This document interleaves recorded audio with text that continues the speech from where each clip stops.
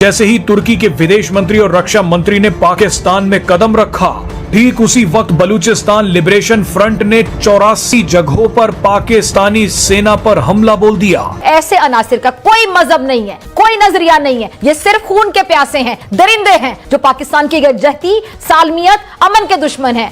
अब सवाल ये था कि ये जो जंग हुई, 8 दिन की जंग, 12 दिन की जंग, जितने दिन की भी थी, ये कौन हारा कौन जीता?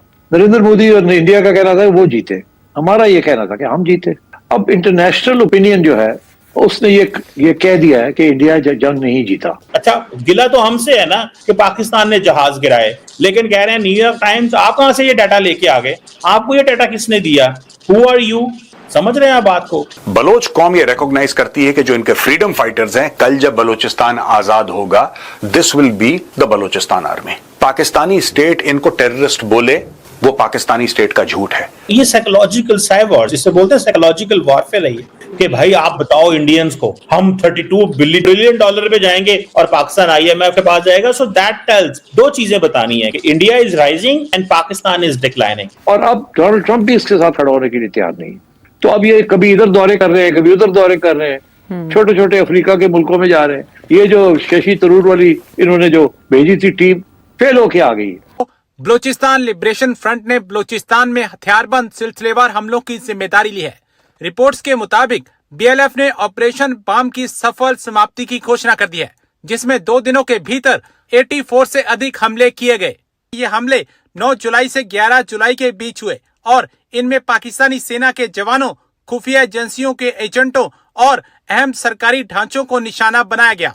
BLF का दावा है कि इन हमलों में पाकिस्तानी आर्मी और फ्रंटियर कोर के कम से कम 50 जवान मार दिए गए और 50 से अधिक घायल हुए हैं। बलूचिस्तान की ओर से यह चेतावनी भी दी गई है कि बलूचिस्तान अब उस परजीवी राज्य को सुनहरे अंडे देने वाला नहीं रहेगा और कहा है कि अगर दमन जारी रहा तो इसके और गंभीर परिणाम होंगे। बलूचिस्तान ने ऑपरेशन बम को राष्ट्रीय मुक्ति आंदोलन में एक मील का पत्थर बताया और इसे संगठित प्रतिरोध के एक नए चरण की शुरुआत कहा। अब पाकिस्तान मीडिया चर्चा कर रहा है कि देखो, पाकिस्तान के आतंकवादियों ने भी ID कार्ड पूछ कर मारा था और अब पाकिस्तान को भी अपने कर्मों का फल मिल चुका है। चीमा साहब, जैसे ऑपरेशन सिंदूर की अगर हम बात करें, 9 terror targets, 23 minutes, no miss, क्या ये इंडिया का नया मैसेज जो है वो है, या फिर ये है कि अब टेररिस्ट जो लोकेशंस डिस्ट्रॉय भी करते हैं और दुनिया को ओपनली बताते भी हैं, और पाकिस्तान क्या सिर्फ हम जवाब देंगे कि कह के ही चुप हो जाता है? तो आप क्या बात कर रही हैं? उन्होंने हमला किया तो पाकिस्तान ने तो 1 मिनट नहीं लगाया। मुझे सिर्फ एक बात बताएं आप, जिस दिन इंडिया ने हमला किया, उन्होंने कहा जी 9 शहरों पे हमला हुआ है, उसके कितनी देर बाद इंडिया के जहाज गिर गए थे? घंटा नहीं लगा होगा, 1 घंटे के अंदर। सो पाकिस्तान जो है वो उसने अपनी अप्रोच अडॉप्ट कर ली है और वो अप्रोच ये है कि अब हम भारत को उधर ही जवाब देंगे। 1 मिनट का इंतजार नहीं होगा, नॉट अ सिंगल मोमेंट। अब वो कह रहे हैं कि जी न्यूयॉर्क टाइम्स, तुमने क्यों स्टोरीज छापी, तुम कहां से ये डाटा ले आते हो? अच्छा, गिला तो हमसे है ना कि पाकिस्तान ने जहाज गिराए, लेकिन कह रहे हैं न्यूयॉर्क टाइम्स, आप कहां से ये डाटा लेके आ गए?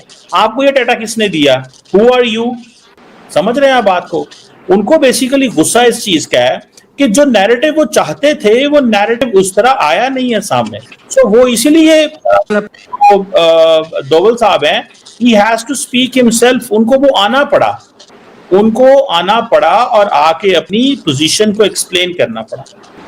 अगर हमने कुछ नहीं किया, पाकिस्तान ने कुछ नहीं किया या कुछ नहीं कर सका, तो क्यों खफा हैं आप न्यूयॉर्क टाइम्स से?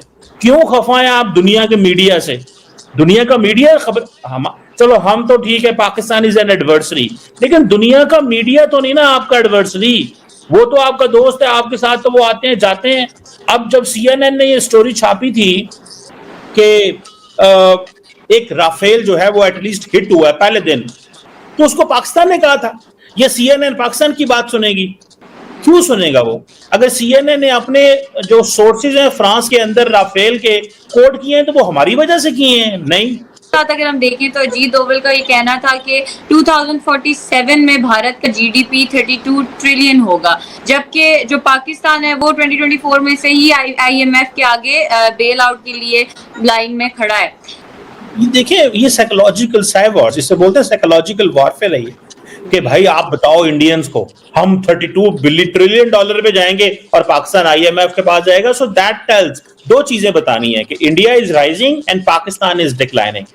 इंडिया चढ़ रहा है ऊपर, उसकी गुड्डी ऊपर उठ रही है और पाकिस्तान की गुड्डी है कोई नहीं है। So that is basically the purpose ये है अजीत डोवल साहब का। और देखें, आप देखें कि वो जो 32 ट्रिलियन डॉलर की इकोनॉमी कह रहे हैं, भाई किसने देखा है 32 ट्रिलियन डॉलर? अभी तो अमेरिकन भी वहां पे नहीं पहुंचे। आपका और अमेरिका का मेरा ख्याल है को 20 ट्रिलियन डॉलर का फर्क है।